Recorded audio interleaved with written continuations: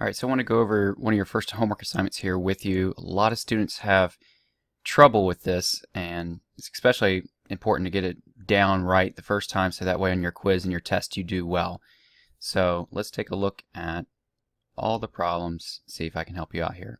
Now, it's something important to note here that when we look at this figure, one, V is not a point on the plane. Notice how it doesn't have a dot next to it like the others. I think the book kind of makes that a little confusing, but just because you might see it every once in a while, I went ahead and left this problem in here for you to do. Another thing to note here is that this line right here is not on the plane. This line that R is on is piercing the plane. Imagine a piece of paper and you stabbing a pencil through it. This is the pencil right here. So R is not coplanar with plane V or anything on, well, it's not on plane V. We'll put it like that. So name two segments shown in the figure. So most students got this one right, but a few just put the wrong notation. There's a lot of different answers here. I'm not going to go through all the different answers, but let's suppose you said AN, that segment right there. Make sure you're doing capital letters because they're points, and make sure you put the line segment notation over it, just a flat line. No arrows on the end because we're not talking about a line, we're talking about a line segment. Also, don't just leave it with nothing over it like AN like this. That's wrong. We need the line above it for it to be correct. What is the intersection of CM and RN? Anytime we have the intersection of lines, that should be at a point. So what I would recommend doing is, if you can, highlight it. That might make it a little bit easier to see. So we got line CM, which is this line right here. And then we have line, what did it say? RN. RN is that line that's piercing it. Two lines intersect at a point, and with the point that these are intersecting at is going to be N. So our answer here is just a point, and all we have to do is write down the letter N. That's where their intersection is. Next, name three collinear points. Remember, three collinear points are points that can be contained in one line drawn through them. So ANX is a possible answer. A few different answers here. So ANX is one correct answer. Or you could have put C, N, M. All those are on that yellow line. ANX is the line I didn't highlight. There are no other points on line R here, or the line with R on it. So you can't use that line there. What are two other names to name plane V? Some of you didn't put two different ways. Some of you were naming lines. Remember, a plane is named by three non-collinear points. So plane V contains all the points you see there except for point R. So if you included R, you got it wrong too. So I would say A and M. That's one way you could name it. You could name it C and A. You can name it MNX. There's a lot of different answers here, but so it's kind of easier to go over the incorrect answers. That's an X. You can't have anything that lines up. So A and X would be incorrect. C and M would be incorrect because they're all collinear. To name a plane, we need three non-collinear points. And you can't have anything with R in it because R is not on the plane. Are the points R, N, M, and X coplanar? The answer is no, because R is not coplanar with the rest of them. If they didn't have R there, we could say, yeah, they are. Name two rays shown in the figure. So remember, rays have an endpoint. Suppose we can just call this one A, and then they go on forever in one direction. We name rays by saying their start point or the end point, whatever you want to call it, and then the other point tells us what direction it goes. Whoops, my computer's once again doing that fun thing where it likes to lag, so it's a random mark there. So AB is what I would call that ray, with the ray notation over, a line with an arrow on the end. So name two rays. I'm going to say CN is one ray, and then we can say RN is another ray. It doesn't have to be in plane V. So there's a lot of different answers there. The main thing is that you put that arrow notation over it to show that it's a ray. Name a pair of opposite rays with endpoint N. So I know it's kind of confusing because it says endpoint, so you think it should be like B right here, like AB, what I've got written there. But for our purposes, when we're talking about the endpoint of a ray, we're actually talking about this spot right here, because over here there is no endpoint, it goes on forever. So AB would be a ray with endpoint A. So in this one, we need to start with N, and NA is 1. And up on our diagram, NA goes to the left. So NX goes the complete opposite direction and shares that same endpoint. So NX is our other ray. Some of you put AN and XN. That's incorrect, because XN, if you write down ray XN like this, which is wrong, what that tells me is you're saying start at X up here and then go on forever in the direction of N. So that's the opposite direction we want. We want start at N and go on forever in the direction of X, and start at N and go on forever in the direction of A. So just be careful with that. The order does matter on rays, unlike segments and lines when we write those out. How many lines are shown in the drawing? We've got 3 here. You've got line AX, the yellow line here that I highlighted, CM, and then line RN. So just 3 lines there, so your answer there is 3. Let's look at the bottom of the page now. So we want to determine if this is always, sometimes, or never true. GH and HG are the same ray. Well, if you've got some diagram and GH goes this way, suppose this is G and this is H right here. Well, HG must start at H and go in the direction of G. So they're not the same ray. They don't have the same endpoint, and they're not even going in the same direction. So we're going to say never, ever, ever true for that one. JI and JL are opposite rays. This one's a tricky one because you think, okay, here's J, and we'll call this I, and you could draw this as L right here, and notice these two, JI and JL, are opposite rays. However, is there a time when they could not be opposite rays? What if I drew this figure, where this is J, this right here is L, and this right here is I? Notice you can draw both those rays in the same diagram, but they're not opposite rays. So it depends on how your drawing looks, so we're going to say sometimes for this one. A plane contains only 3 points.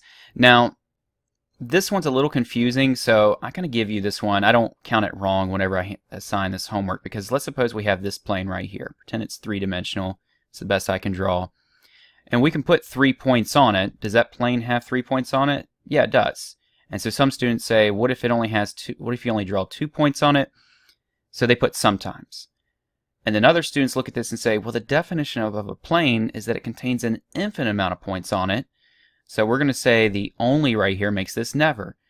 So I think it's a poorly worded question done by the book here. So I don't ever count this wrong, because depending on your argument, you could count it sometimes, always, or never true there. So I just kind of give you credit for that one no matter what. 3 non-collinear points are contained only in one plane. This is always. Why is it always? Because remember, I said you need 3 non-collinear points to make a plane.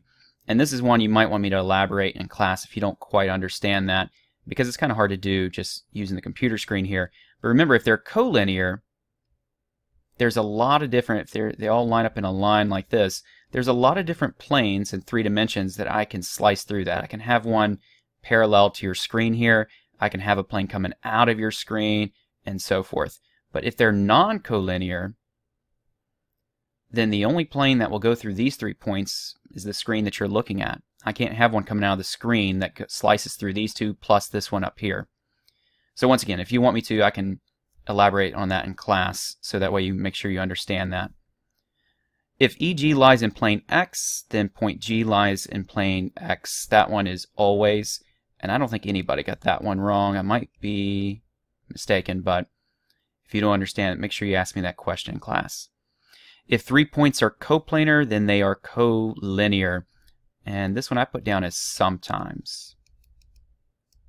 Because sometimes I can have a plane, like your screen up here, where you've got 3 points, and they are collinear, they're coplanar because they're in the same, I'm sorry, that we started off with coplanar. They are coplanar, they're all on your screen there, and you can draw a line through them, so they're collinear.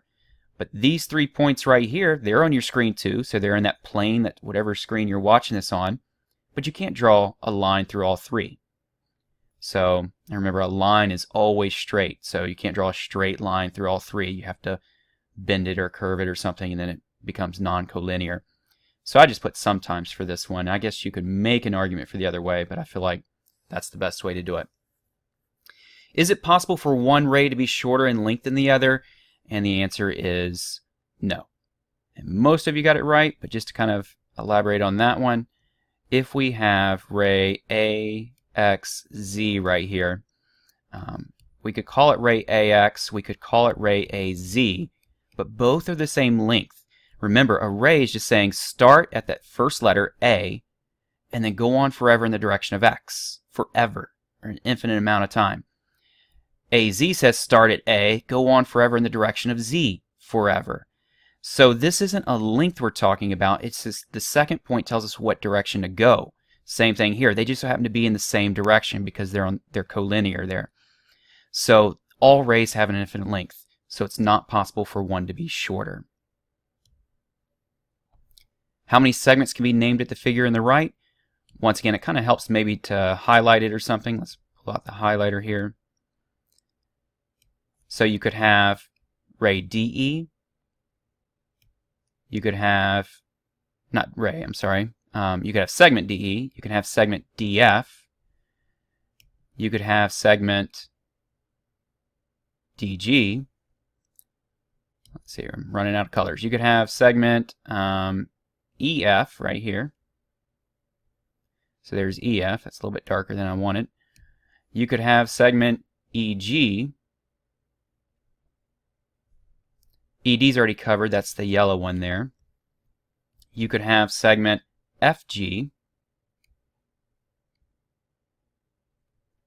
And that's all of them. That's all your combinations. So with that, we have how many different colors there? We've got 6 different colors, so there's 6 different segments. Some of you put 12. I know what you're thinking. You're saying, well, if I have segment DE, then I could make segment ED, but those are the same segments, so we only count it once. So there's 6 different segments that we can make there on the right. Now this is one where some of you had some trouble with, so I'm going to go over this in a little bit more detail. It says we want to know where planes ABP and BCD intersect. So if you have to, try to redraw the figure. I like to highlight it. So ABP, that is like this trapezoid back here on the back of the box. That's this red that I'm shading in right here. And then we have BCD. BCD, oh, that tells me it's the top of the box right here. I'm just going to trace it out. So the question is, where do they intersect? These two planes intersect right here at line AB.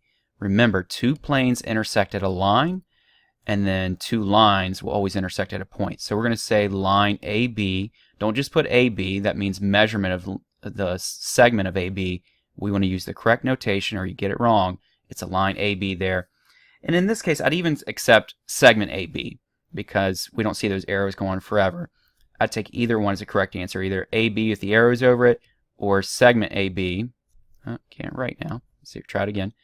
Segment, oh, see, it's lagging on me. Segment AB would work there as well. Number 18 is RQ and RO. So RQ is right here, this line, and RO is this line right here. So 2 lines cross, and when they cross at a single point, which is point R. So we just write the letter R, and it's good like that. I'm going to erase this for the next few problems so we have room to do some more tracing and highlighting. Next says plane ADR, so we want to highlight plane ADR. That would be this side of the box right here, the one that's kind of slanted. And then we want plane DCQ. DCQ is like the front of the box right here. So as I highlight this, notice what overlaps. It's line DR. So DR is our line that we're going to put down. Make sure you put the arrows over it. Once again, I'd accept segment DR for this one too. Planes BCD and BCQ. So BCD, let's highlight it again.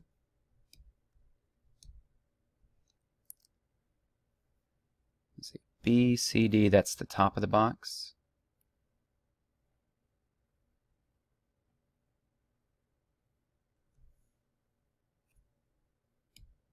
And DCQ, that's the front of the box. Notice where they overlap, right here at DC. So DC is our answer. Once again, I would take the line segment. I'm just drawing a line right there. And then we've got two lines intersecting OP and QP. OP and QP intersect right here at P. So our answer for that is point P. It says name two planes that intersect in the given line. So RO. So we're kind of working backwards here. Now they're telling us the intersection, and they want us to name two planes. Some of you named lines, some of you named one plane. It says two planes. Remember, they're giving us a line. They want to know two planes that intersect to form that line. When two planes intersect, you get a line. So RO, let's go back and look at the figure. I have to kind of flip back and forth here. I'm going to erase this. And you know what? I'll pause the video myself, and I'll start the recording. I'm going to move this over. So watch this. This is magic. And bam, I've got it moved over. See how quick that was? Trust me, it took me like 5 minutes to do that. So you should be happy I paused the video, the recording that is. So RO, this is the line that we want to see overlapped. Name two planes that overlap to give me that. Well, I know that RO is part of the plane that's on the bottom of the box here. And what other plane is it part of? Well, it's the one that's on the side of the box right here. This one right here. They intersect right here at RO. So there's a lot of different ways that you could write out the answer. All I need are 3 points that are in the green plane. So I'm going to do just AOD. And 3 points that are in the yellow plane, POR. Any 3 points you could have done PQR, POQ, any of those. I just need 3 points so I can see where those planes are intersecting. CQ is my next one. Let me erase this.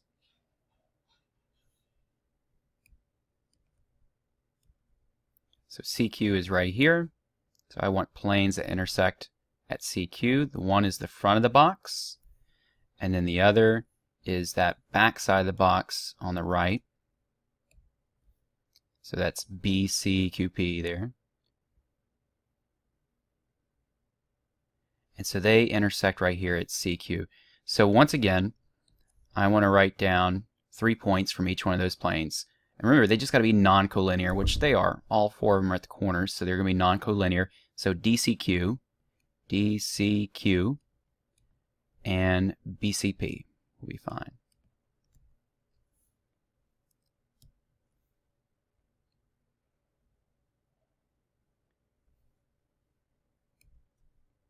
Next one, we're looking at DA. So we're looking for something, 2 planes that intersect at DA. Well, let's see, it's going to be the top of the box right here. And then the other one's got to be that front left side of the box that we can see right here. So they intersect to give us line DA. So I need to write down both of those planes. So that's going to be ABC and AOD or ADR, however, you just want 3 of those points. ADR. Could you do 4? Yeah. Sometimes you'll see the book name a plane with 4 non-collinear points. I feel like that's a little overkill, though. You only need 3. In fact, I've seen some of you use 4 points, which is fine, so long as it names the correct plane. So now we want one for BP. BP is that back corner that's dashed out back there. So what planes contain BP? Well, I've got the back of the box here, that trapezoid in the back, and then the rectangle that's slanted over here on the back side as well. And notice they intersect right here at BP, so I'm going to name those planes as well. So I got ABP, ABP, and BCQ. All right. So we're almost at the end here. They want us to graph these 3 points and say if they're collinear or not. Now, just a review on this, because some of you graphed them incorrectly. I know sometimes, you know, it's been a while since you've had algebra. You had the summer break and all. And so you just need a little bit more of a refresher. But this is the x-axis. The horizontal axis is the x-axis. The vertical one is the y. When we list points, we list them x, comma, y.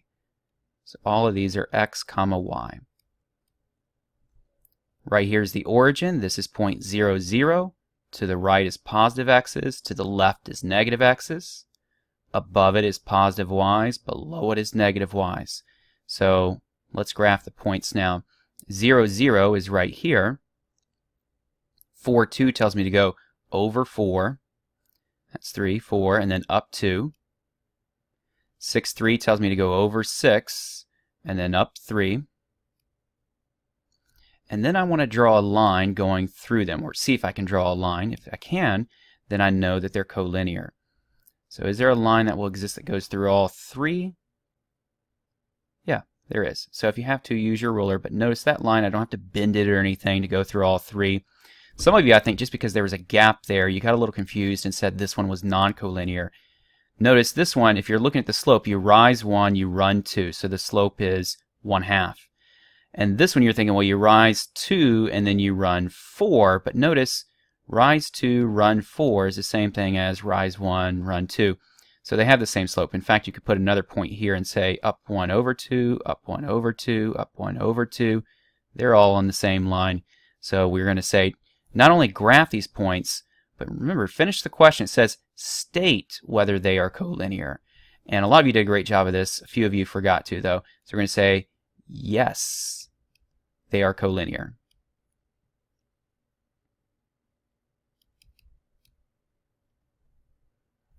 This one, some of you graphed all the points on the y-axis, which told me you flipped around your x's and y's. Remember, it's x first and then y. X first and then y.